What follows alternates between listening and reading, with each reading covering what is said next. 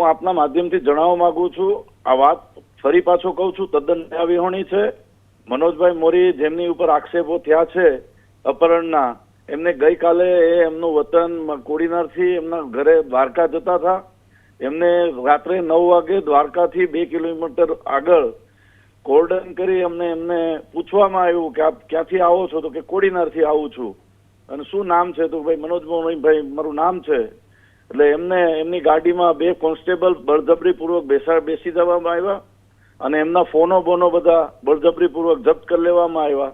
અને રાત્રે 9 થી સવારના 8 વાગ્યા સુધી એમને દ્વારકા LCB SOG પોલીસ સ્ટેશનમાં બેસાડી રાખવામાં આવ્યા, કોઈ પણ જાણ કર્યા વગર, કોઈ પણ તથ્ય વગર. ત્યારબાદ સવારના 8:30 વાગે કોડીનાર પોલીસ સ્ટેશનના LCBના અને ડી સ્ટાફના માણસ કોન્સ્ટેબલોને સુપરત કરવામાં આવ્યા છે.